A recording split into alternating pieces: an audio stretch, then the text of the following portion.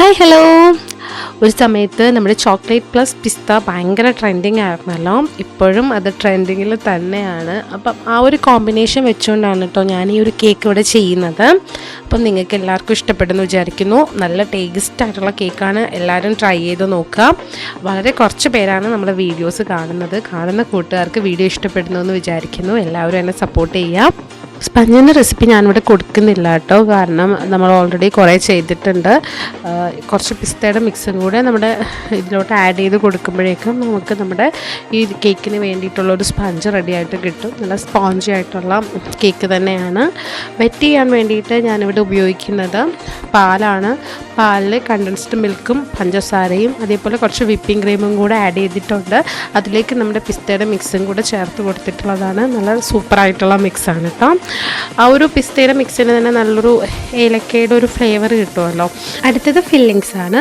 അത് നമുക്ക് white chocolate melt ചെയ്തിട്ട് അതിലോട്ട് പിസ്ത മിക്സ് ആഡ് ചെയ്ത് കൊടുക്കാം. ഇല്ലാന്നുണ്ടെങ്കിൽ നമുക്ക് പിസ്തയുടെ ചോക്ലേറ്റിന് കടയിൽ നിന്ന് വാങ്ങിക്കാൻ കിട്ടും. നിങ്ങൾക്ക് എങ്ങനെ വേണമെങ്കിലും ഞാനിവിടെ ഡബിൾ ബോയിൽ ചെയ്താണ് എടുത്തിരിക്കുന്നത്.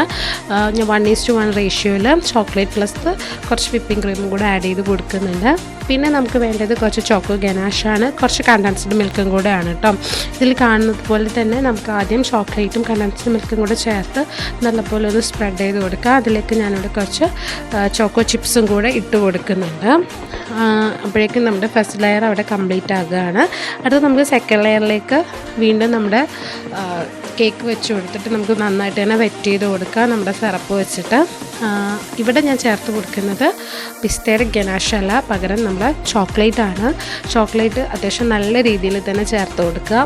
നല്ല രീതിയിൽ ചോക്ലേറ്റ് ആഡ് ചെയ്ത് കൊടുക്കുക. അതിലേക്ക് ഞാനിവിടെ ചോക്കോ ചിപ്സ് ഇട്ട് കൊടുക്കുന്നുണ്ട്. പിന്നെ വേണ്ടത് കുറച്ച് ക്രഷ് ചെയ്ത നമ്മുടെ പിസ്തയാണ്. ആ പിസ്തയും കൂടെ നന്നായിട്ട് ഒന്ന് ഞാനവിടെ ഇട്ട് കൊടുക്കുന്നുണ്ട്.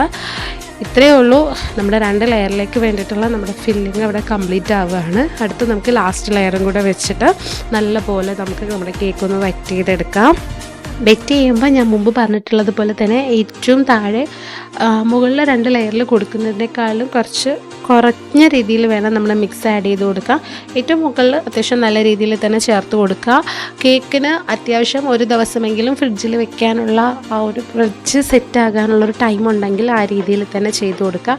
ഇല്ല നമുക്ക് പെട്ടെന്നുള്ള ആവശ്യത്തിനാണെങ്കിൽ കേക്ക് അങ്ങ് ഒരുപാട് വെറ്റ് ചെയ്ത് അങ്ങ് ഇതാക്കാതിരിക്കാൻ വേണ്ടിയിട്ട് പ്രത്യേകം ശ്രദ്ധിക്കുക കേട്ടോ. പിന്നെ കേക്കിൻ്റെ ഡിസൈനൊക്കെ നിങ്ങൾക്ക് ഇഷ്ടമുള്ള രീതിയിൽ തന്നെ കൊടുക്കുക. ഞാനിവിടെ വളരെ സിമ്പിളായിട്ടുള്ള രീതിയിലാണ് കൊടുക്കുന്നത്. എൻ്റെ സ്വന്തം ഐഡിയക്കാണ് ചെയ്യുന്നത്, കസ്റ്റമൈസ്ഡ് കേക്ക് അല്ല. അപ്പോൾ ഞാനിവിടെ ഏറ്റവും ടോപ്പിലായിട്ട് നമ്മുടെ ചോക്ലേറ്റും അതേപോലെ തന്നെ പിസ്തയുടെ ചോക്ലേറ്റും കൊണ്ട് ഞാനിവിടെ ഒന്ന് ലൈൻ ചെയ്ത് കൊടുക്കുന്നുണ്ട്.